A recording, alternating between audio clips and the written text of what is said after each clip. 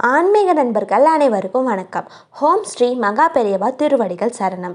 நாம் இன்னைக்கு இந்த வீடியோவில் என்ன பார்க்க போகிறோம் அப்படின்னா, திருமண விழாக்களில் முகூர்த்த கால் நடுவதற்கான காரணம் என்ன, அதை தெரிஞ்சுக்கிறதுக்கு முன்னாடி இது வரைக்கும் நம்ம சேனலை சப்ஸ்கிரைப் பண்ணாதவங்க சப்ஸ்கிரைப் பண்ணிக்கோங்க.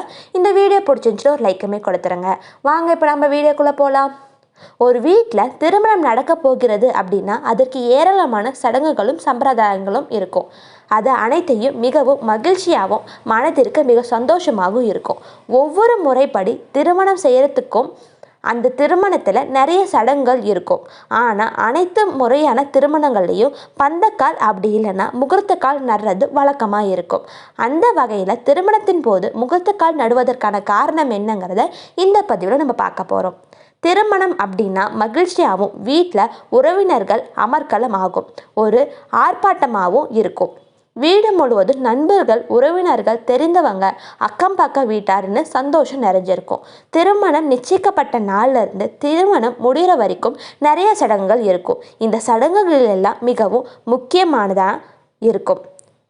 அதில் மிகவும் முக்கியமான ஒரு விஷயம் என்னன்னு பார்த்தீங்கன்னா முகூர்த்தக்கால் நடுறது தான். இந்து முறைப்படி திருமணம் செய்யும்போது சுப முகூர்த்த நாளில் காலையில் பிரம்ம முகூர்த்தம் அப்படி இல்லைன்னா நல்ல நேரத்தில் திருமணத்துக்கு 5 நாள் அப்படி இல்லைன்னா 7 நாள் அதுவும் இல்லைன்னா 3 நாள் அப்படின்னு ஒற்றைப்படை நாட்களுக்கு முன்பாக உறவினர்கள் வீட்டில் எல்லாருமே ஒன்று கூர்ந்து வீட்டுக்கு முன்னாடி முகூர்த்தக்கால் நட்டு பந்தல் போடுவாங்க. மணமகன் மணமகள் இருவரோட வீட்லேயுமே குறிப்பாக வடகிழக்கு பகுதியில் தான் இந்த முகூர்த்தக்கால் நடுவாங்க. ஆனால் எதற்காக நாம் முகூர்த்தக்கால் நடுறோம் அப்படிங்கிறத தெரியாது. அதை பற்றி தெரிஞ்சுக்கலாம்.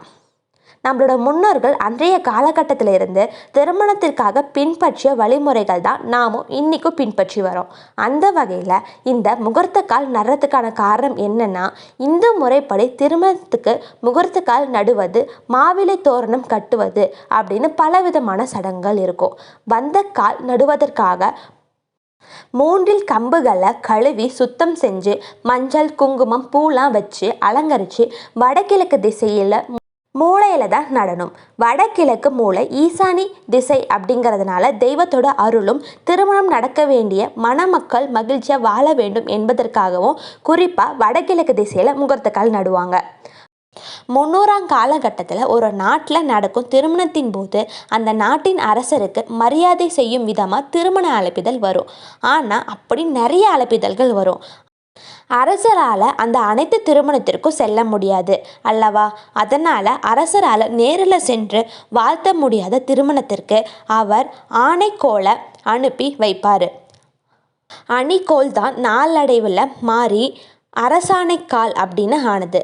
அந்த ஆணிக்கால் வந்துவிட்டால் அரசு நாளாக திருமணம் அங்கீகரிக்கப்பட்டுவிடும் அப்படின்னு நினச்சி மகிழ்ச்சியாக திருமணத்தை நடத்துவாங்க. அந்த வகையில் ஒரு திருமணம் அங்கீகரிக்கப்பட்டது அப்படிங்கிறத குறிக்கும் விதமாக தான் முகூர்த்தக்கால் வழக்கம் இந்துக்கள் முறைப்படியே கொண்டாடப்படுது. திருமணத்திற்கு ஒரு வீட்டார் முகூர்த்தக்கால் நடும் விழா முடிஞ்சதுக்கப்புறம் அந்த வீட்டில் உள்ள மணமகன் மற்றும் மணமகளுக்கு திருமணத்திற்கு முன்பாக ஒற்றைப்படை நாட்கள் கணக்கில் நலுங்கு வைக்கும் விழா நடக்கும். இந்த நலுங்கு வைக்கும் விழா ஒவ்வொரு வீட்டிற்கும் ஒவ்வொரு வழக்கப்படி மாறும். ஒரு சில திருமணம் நிச்சயிக்கப்பட்ட நாளில் இருந்து வீட்டில் அசைவம் உண்ணாமல் வெளியிலையும் அசைவம் இல்லாமல் இருப்பாங்க. ஒரு சிலர் முகூர்த்தக்கால் நட்டதிலிருந்தே அசைவம் உண்ணாமல் இருப்பாங்க. அதே போல் வீட்டில் திருமணம் நிச்சயிக்கப்பட்டதுக்கு அப்புறம் மணமகன் மணமகள் வீட்டார் யாரும் திருமணம் முடியும் வரைக்கும் எந்த ஒரு துக்கத்திலையும் கலந்து கொள்ள மாட்டாங்க. அனைவருக்கும் நன்றி.